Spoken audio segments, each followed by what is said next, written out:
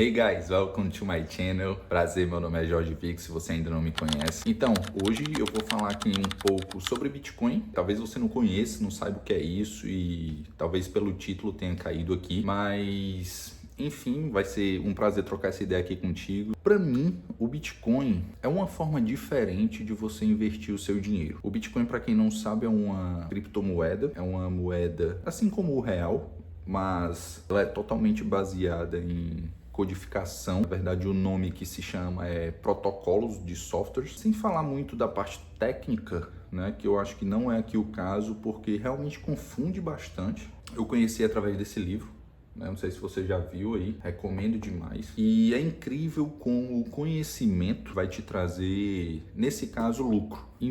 Comecei a investir e hoje, no final do ano de 2025, nós já tivemos alguns fatos, né, acontecendo no mundo do Bitcoin, como por exemplo o halving. Eu posso falar um pouco sobre isso, mas o fato é que eu já tive 80% de lucratividade em cima do capital que eu coloquei. Só esse livro já colocou bastante dinheiro no meu bolso. Mas isso é muito legal, né?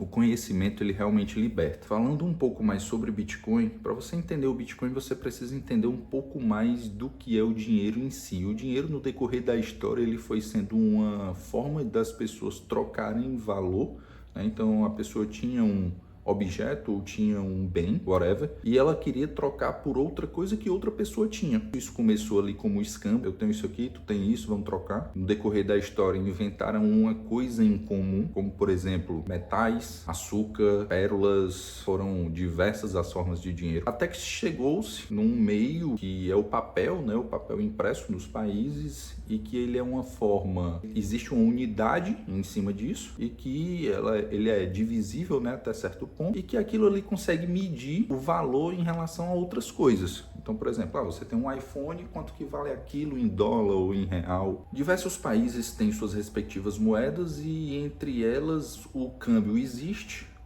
E existem vários tipos de taxas para a gente poder ter as conversões. Seyfried Amons, ele fala da seguinte maneira: nós podemos entender a força da moeda ao analisar duas quantidades distintas relacionadas à oferta de um bem. Primeiro, o estoque, que é a oferta existente, constituindo em tudo que já foi produzido no passado, menos tudo que já foi consumido ou destruído. O que é o estoque do real? É tudo do real que já foi produzido, menos o que já foi consumido. Esse é o estoque do real, da moeda real, sabe? Que nós utilizamos. E o que é o fluxo? O fluxo, que é a produção extra que será feita no próximo período temporal.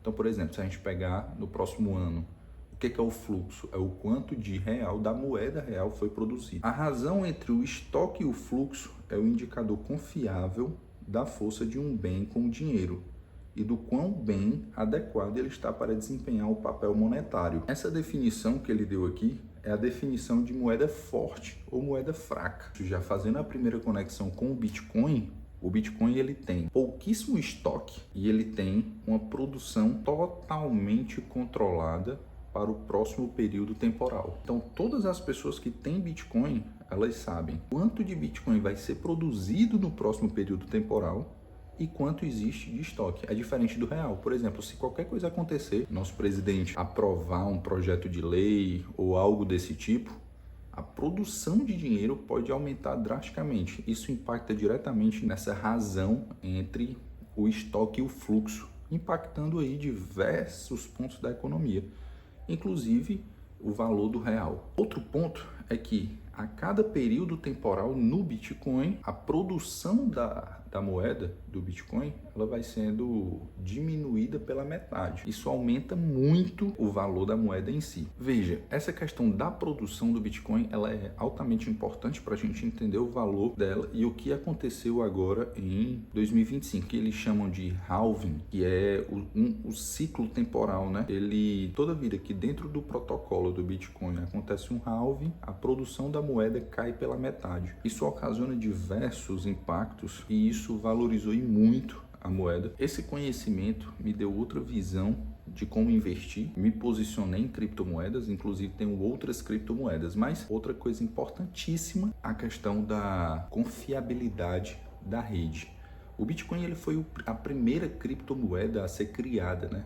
primeiro dinheiro digital a ser criado. E o que é uma rede de Bitcoin, né? Hoje eu estava pensando nisso aqui antes de fazer esse vídeo e com vocês, como eu poderia usar uma analogia com isso, né? O que é uma rede? Imagina que você mora em apartamento e você vai para uma assembleia, o administrador do condomínio demonstrar ali os problemas que estão tendo no condomínio e que ele está precisando de dinheiro para resolver os problemas dentro do condomínio. E aí você tem 100 pessoas dentro desse condomínio. Chegam as 100 pessoas dentro da assembleia e é feito ali uma votação para admitir uma taxa extra no pagamento do condomínio para esses problemas serem resolvidos. Veja, a taxa extra ela só é admitida se a maioria dos 100, no nosso caso aqui, 51 pelo menos, aceitarem a taxa extra. Porque nós estamos falando de uma rede de 100 pessoas que pelo menos 51 tem que aceitar a mudança para ela ser absorvida pelo condomínio como um todo.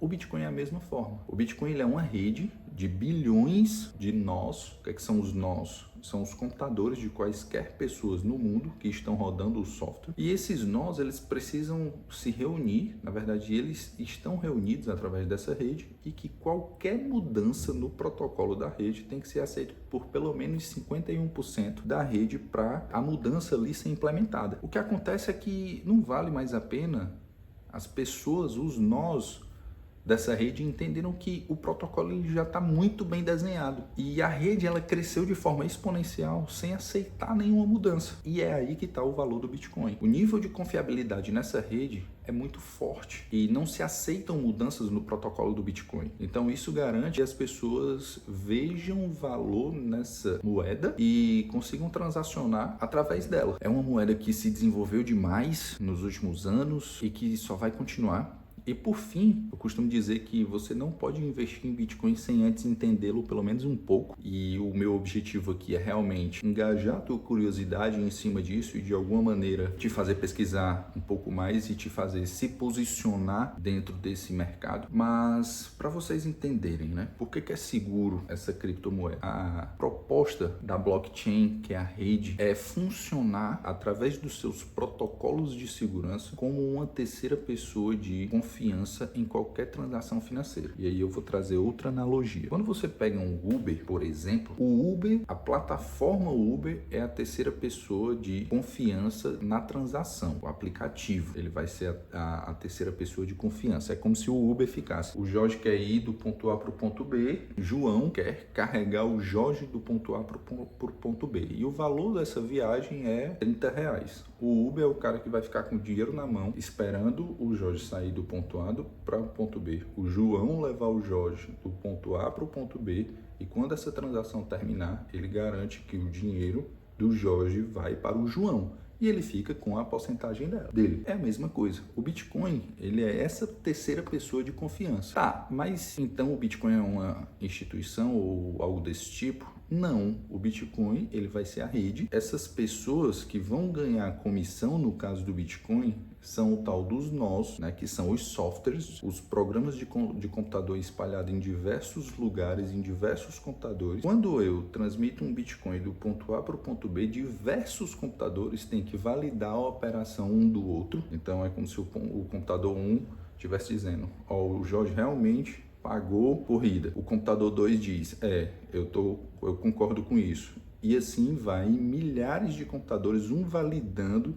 A gente chama isso de Proof of Work, né, que é prova de trabalho, e são diversos problemas matemáticos sendo resolvidos através de todo esse framework aí. E aí todo mundo sai feliz, porque as pessoas que têm o seu software instalado e faz parte dessa rede, dessas transações, validando essas transações, eles ganham o dinheiro deles. Eu ganho a liberdade de transacionar o meu dinheiro para outra pessoa, sem o meu dinheiro ser corroído através do tempo, por inflação, por influência de bancos, governos e por aí vai. E a outra pessoa também ganha por conta dessa liberdade de também poder receber, né? E não ser influenciado por esses diversos fatores que eu falei. Para mim, hoje o Bitcoin funciona como um investimento, é uma reserva de valor. Isso não significa que eu não vou realizar em nenhum momento. Na verdade, como qualquer outro investimento, o Bitcoin ele serve também para realizar sonhos. A pessoa ela só investe para um dia, alguns falam, né?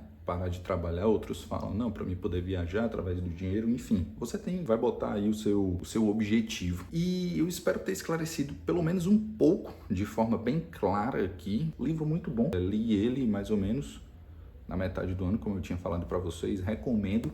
Falarei de outros livros aqui, mas enfim, é isso. Um beijo no coração. Nunca esqueçam. Cada um tem a vida que merece e vamos para frente.